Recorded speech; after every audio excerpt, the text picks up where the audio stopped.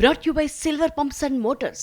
Top quality और consistent performance के लिए सिर्फ सिल्वर पंप्स नाम याद रखना। ఇక శ్రీశైలం ప్రాజెక్టు కూడా ప్రమాదపు టెన్షన్ ఉంది. డ్యామ్ దిగువన ప్లంజ్ పూల్ దగ్గర గొయ్యి ఏర్పడి ఏళ్లు కావస్తోన ఇప్పటి వరకు రిపేర్ చేయలేదు. 2009లో కృష్ణానదికి వచ్చిన వరదకు ప్రాజెక్టు దెబ్బతింది. ప్రాజెక్టులో ఏర్పడ్డ ప్లంజ్ పూల్ స్పిల్వే పునాది కన్నా లోతుకు విస్తరించింది.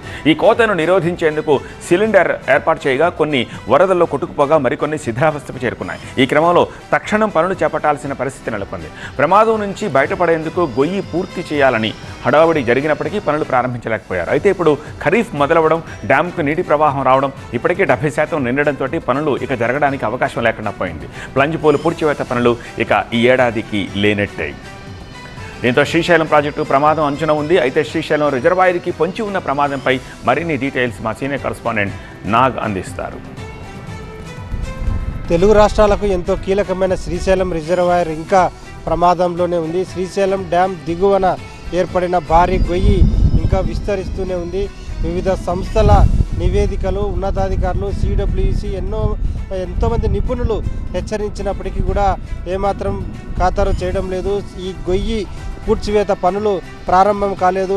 కేవలం హడావుడి తప్ప అసలు పనులు ప్రారంభమే కావడం లేదు. ఇప్పుడు పనులు ప్రారంభించాలన్నా కూడా వీలు కాదు. ఎందుకంటే ఇప్పటికే ఖరీఫ్ మొదలైంది. వాటర్ కూడా ఫ్లడ్ కూడా శ్రీశైలం రిజర్వాయర్ చేరుతుంది. ఇప్పటికే దాదాపుగా 70% నిండిన పరిస్థితి ఉంది. ఇంకా కృష్ణా నుంచి, జూరాల నుంచి 1,00,000 క్యూసెక్కులకు పైగా ఫ్లడ్ వస్తోంది. 70% నిండడంతో ఇంకా ఇప్పుడు పనులు ప్రారంభించడానికి అవకాశమే లేదు. మళ్ళీ శ్రీశైలం డ్యామ్ నుంచి నీటి విడుదల ఆగిపోయే వరకు ఈ పనులు ప్రారంభించడానికి అవకాశమే లేదు. దీంతో ఈ ప్రమాదం నుంచి బయటపడాలంటే, పనులు పూర్తవ్వాలంటే మరో ఏడాది వరకు వేచి చూడాల్సిన పరిస్థితి ఉంది.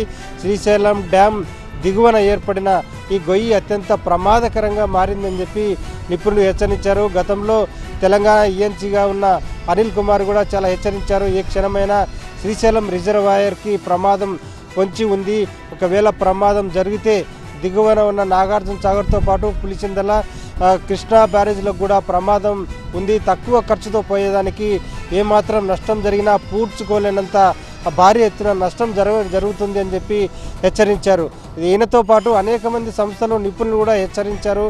300 నుంచి 400 కోట్లు తక్షణమే ఖర్చు పెడితే చాలా వరకు ప్రమాదం నుంచి బయటపడవచ్చు అని చెప్పి అనేక నిపుణులు హెచ్చరించారు. హడావుడి చేశారు. దిగువన నీటిలోకి దిగి వీడియోగ్రఫీ కూడా చేశారు. ఈ వీడియోగ్రఫీలో కూడా తేలింది ప్రమాదంలో ఉంది. గొయ్యి పునాదుల వరకు వెళ్తుంది. పునాదుల వరకు వెళితే కనుక ఎవరు కూడా ప్రమాదాన్ని నియంత్రించలేరు అని చెప్పి కూడా హెచ్చరికలు ఉన్నాయి. సిలిండర్లు కూడా 62 సిలిండర్లు గాను ఇప్పటికే 20 వరకు పూర్తిగా డ్యామేజ్ అయ్యాయి. మిగిలినవి కూడా డ్యామేజ్ అయ్యే పనులు ఉన్నాయని చెప్పి అధికారులు హెచ్చరించారు. దీంతో వచ్చే ఏడాదైనా తక్షణమే ఈ పనులు ప్రారంభించాల్సిన అవసరం అయితే కనిపిస్తుంది.